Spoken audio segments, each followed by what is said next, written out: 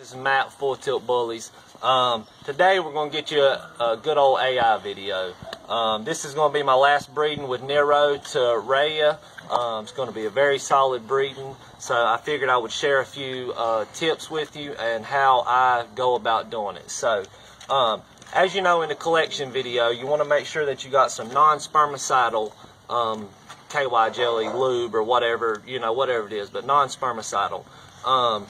It's I do my AI kits myself out of, just little things. It's a lot cheaper for me to do it that way, but for y'all guys that are just getting started into it, it's probably better if you just buy you a kit. You get like 3 kit set up for like 15 bucks or something. So, it's not terrible, but I just do it this way. This is how I've been doing it. So, to get it started, I got my bag, my lube. You don't have to have a whole lot of this. You just get you a little bit. I usually fold it down like that over my hand. Get it in there pretty good. And, sometimes he's did pretty good so far with, being able to perform. But a lot of times you need the female to be close where he can smell her. Even out with her, for the sake of the video, we got her in a cage, and we're going to do the same thing when we get ready for him. But hopefully we can get him to do his thing, and we'll get this started for you. So, come on, buddy, good boy, get up. So, down here underneath there's a little knot behind this thing, and when you get him going like that, you get him pumping right into the bag.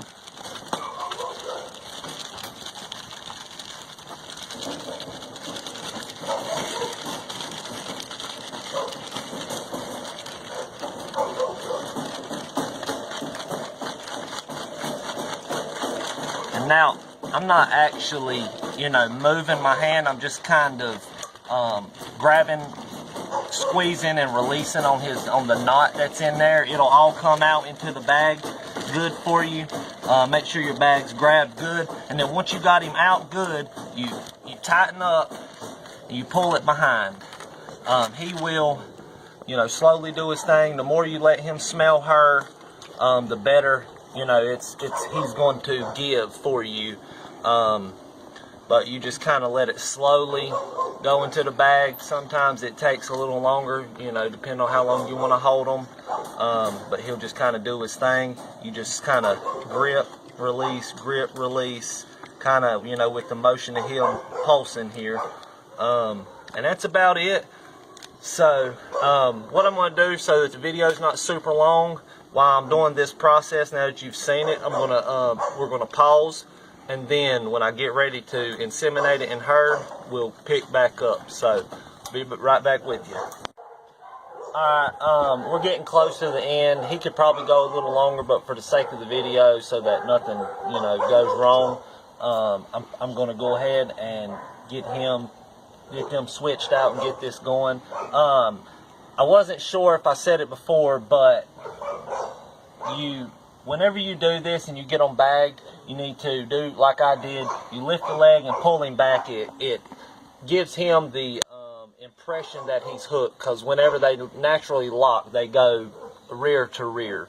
So it just gives him the psychological that he's locked in. And I wanted to get that in there for you. So, now, when you pull off here, let them settle back down. Sometimes I kind of, will let them kind of hold right here to go down a little bit, but we're not going to do that this time for the video. I'm going to put him in here and let him go down on his own, and get them switched out. So, go ahead and switch them out. So, now, you can see here, you'll have your syringe and your tube. So what you want to do is you want to get down in here in your bag, and I try to keep as much air off of it and away from it as possible. I don't know if that has a big impact on anything, but you're going to want to slowly, and I kind of go as slow as I can, but slowly pull this up, and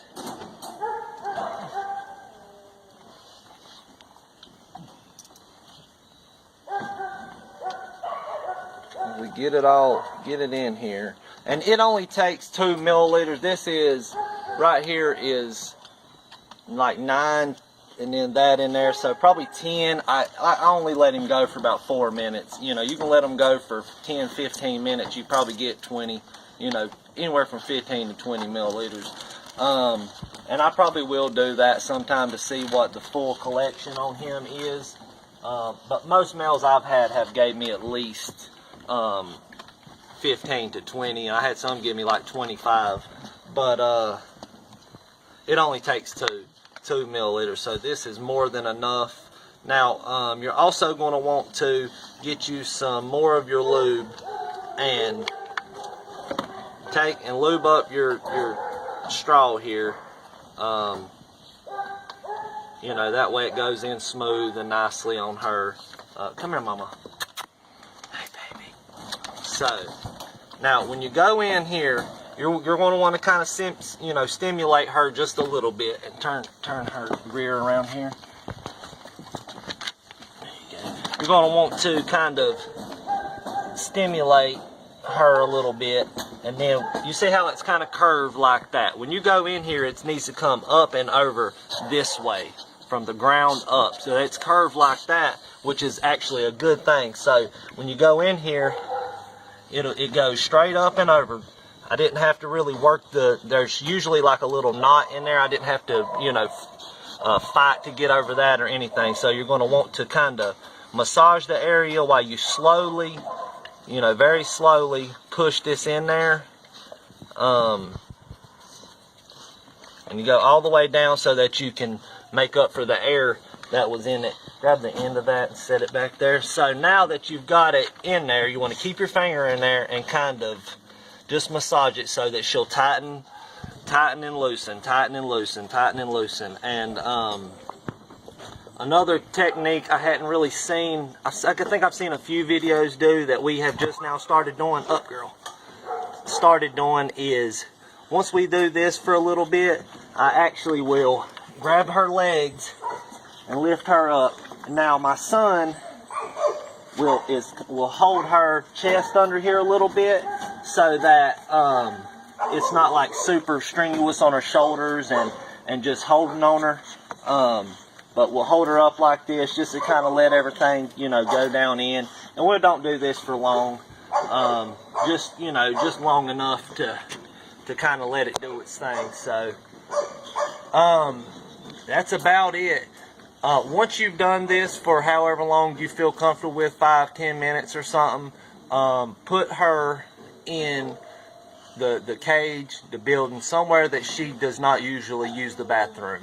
And you want to do that for like 20 minutes to an hour, hour and a half. You know, I like to put them up for about an hour just so that they don't pee. If you let them right down on the grass, they'll pee, push a lot of it out, and it would just lessen your chances of, you know, actually getting the litter. But that's about it. That's what we do. Put them up, let him go up, and then once everything's, you know, locked in, let them back out. You run the yard. So I appreciate y'all. If y'all have any comments, any questions, anything, just holler at me. Take it easy.